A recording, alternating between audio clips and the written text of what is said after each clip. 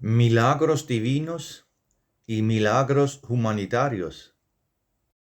Los milagros de Jesús no surgieron ni por interferencia con el orden de la naturaleza, ni por la derogación de las leyes naturales.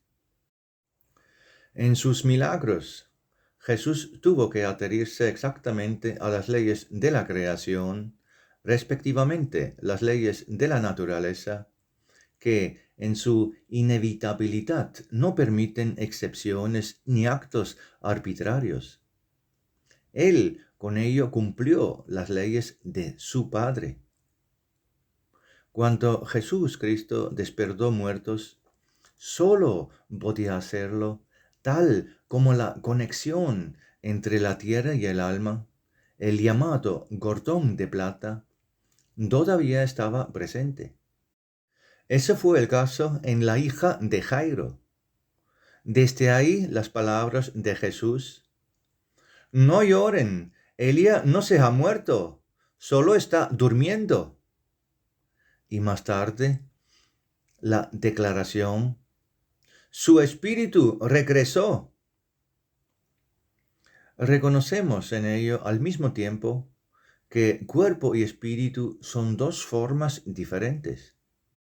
El espíritu, lo eterno, con los envoltorios más finos llamado alma, que sigue vivo después de la muerte, y el cuerpo terrenal, lo transitorio, que se desintegra. Solo Jesús podía, en su fuerza divina, llamar de vuelta el alma al cuerpo terrenal y a la voluntad divina como espíritu humano. Ella tenía que obedecer.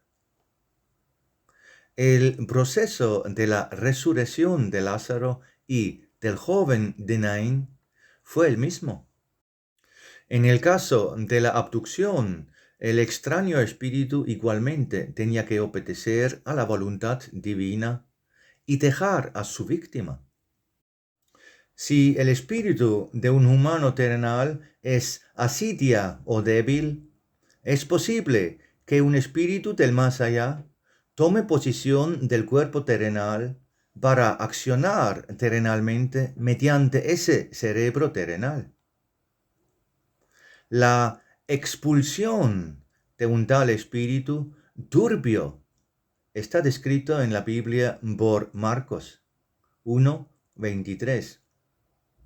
Según las mismas leyes de la naturaleza, fueron ejecutados los milagros de Jesucristo.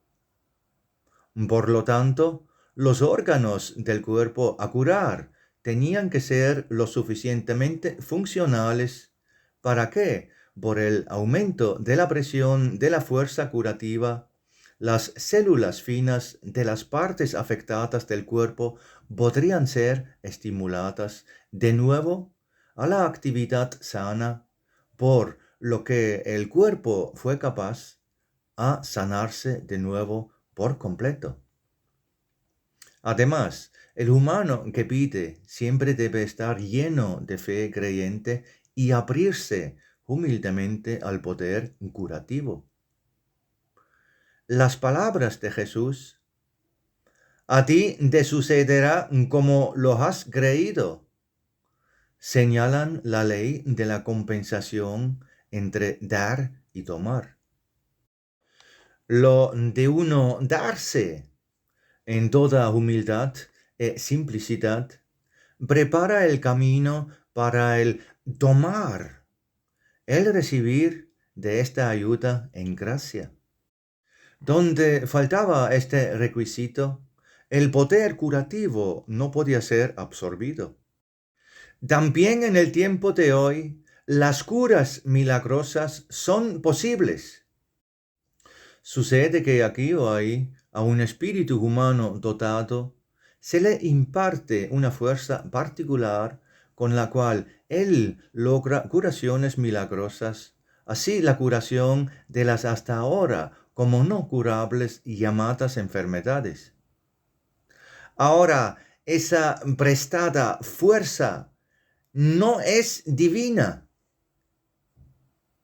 Ella no puede medirse ni compararse con la fuerza divina en el estado primordial en la que actuó Jesucristo y que iba mucho más allá de la posibilidad humana. Al espíritu humano, cual no tiene nada divino, sino que tiene en sí mismo lo espiritual, solo hay aquellas en la creación, es decir, las fuerzas fuera de la creación existentes, que tienen opuesto al poder divino un efecto considerablemente más estrecho. Una de esas fuerzas de la creación es el magnetismo, una fuerza natural sustancial que han sido utilizadas durante mucho tiempo por invocados para la bendición de la humanidad. Todos estos poderes curativos auténticos solo están dados, sin embargo, a aquellos quienes, como invocados en pureza y humildad, lo usan y los transmiten. Pero también existen otros caminos que conducen a la recuperación maravillosa de los cuerpos enfermos. Aquí se han mencionado los milagros que ocurren en fuentes u otros lugares. Se asocian con fenómenos celestiales reales que no conciernan a María de Nazaret, sino a la imagen radiante espiritual de la Reina Celeste, que tiene su origen en el reino divino. Con fe creyente y las oraciones sentidas puramente, el camino a esta radiación espiritual se abre ocasionalmente para los humanos orando, cual se hace sensible para sanaciones y adiciones. Por desgracia, siempre existe el peligro que las personas perturben y estorben tales conexiones altas y puras a través de ideas falsas y conductas estúpidas. Estas aplicaciones pueden conducir al reconocimiento que todos los poderes curativos y energetizantes siempre vienen de afuera. Ellas no están en nosotros y solo pueden ser recibidos. Mucho se habla de curaciones milagrosas mediante hipnosis. Ahora, el proceso es todo menos un milagro. En realidad se trata de una invasión en la esfera personal, lo que provoca una conexión del espíritu y, por lo tanto, una exclusión obligatoria del libre albedrío. La extraña voluntad del hipnotizador viene en su lugar, que impulsa su voluntad a la voluntad del hipnotizante y así se hace dependiente de él. Como resultado de esta intervención forastera, solo ocasiona una cura artificial, temporal, que tiene que ser mantenida por varias veces con la hipnosis hasta que un día la enfermedad o adicción en sí o en cualquier otra forma se abre paso. En cualquier caso, la voluntad del hipnotizado se debilita y se pierde un tiempo valioso para él en lo que él acababa de ser capaz, a través de la experiencia de su enfermedad, de madurar en ella espiritualmente. Además existe la posibilidad que en el tiempo en cuestión, importantes posibilidades de una malgastada sanación auténtica, la cual él mismo, por propia voluntad, pudo haber procreado en el esfuerzo de su propia voluntad personal. Por lo tanto, no es fácil de liberarse uno mismo de este enlace hipnótico, porque el humano se tiene que alzarse con toda su fuerza espiritual.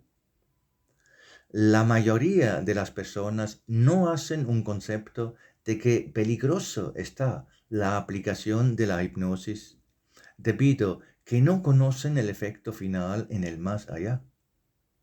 Porque, como ya dicho, ellos enlacen el espíritu y el libre albedrío se suprime así, a pesar de todo, si el tratado está en acuerdo con ello o no. También por un acuerdo, él no puede desconectar los efectos de las leyes de la creación, porque la hipnosis se rige en contra de estas leyes y, por lo tanto, es un pecado contra el espíritu que tiene serias consecuencias para todos los participantes. Veamos ahora los otros eventos acerca de Jesús que han sido entregados tradicionalmente. En el viaje de Genázaret, Jesús tranquilizó el mar tempestuoso y amenazó el viento y dijo al mar: «Calla y enmudece». Y el viento yacía y hubo un gran silencio. Marcos 4, 3, 9. En realidad habló Jesús a aquellos seres naturales, a los servidores de Dios, cuales están activos en los elementos aire y agua, por lo tanto, un suceso completamente natural. Ellos pertenecen a los mismos seres naturales, cuales están mencionados en el Salmo 104, quienes hace los vientos a sus ángeles y a sus bomberos siervos llamas de fuego. El así llamado milagro de la alimentación no fue un milagro, sino una parábola.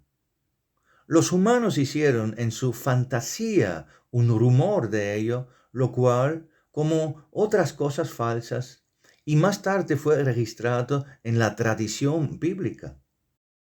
Jesús no se refería al alimento terrenal, sino el alimento espiritual, la palabra de Dios. Él dijo de sí: «Yo soy el pan de la vida». Juan 6:35. Solo poco acoge el humano del pan de la vida, de la fuerza espiritual. La mayor parte de ello lo dejan atrás, lo dispersan, por así decirlo, como migajas, que ellos solo bastarían para a miles de personas, sí, y aún más, de darles del pan espiritual. Jesús no fue capaz, a partir de pocos panes y pescados, de repente crear un suministro de alimentos para miles de personas. Eso fue, según las leyes de la creación, imposible. Al igual, no fue practicable, según estas leyes, que, por ejemplo, transformó piedras en pan, que su cuerpo de materia gruesa se puede tirar sin dañarse de la cúspide del techo o que se bajará de la cruz. Jesús tampoco podía, como Hijo de Dios, romper la perfección contenida en las leyes de su Padre, de lo contrario, no serían perfectas. Eso sabía Lucifer perfectamente en cuanto le trajo la tentación. Él quería que Jesús se haga imposible ante el pueblo, si él, por ejemplo, habría querido transformar piedras en pan. Si fuera posible para nosotros hoy de observar un milagro a través de la cámara lenta, encontraríamos que el flujo proceso sucesivo del individuo cumple en continuo con la acción de las leyes naturales.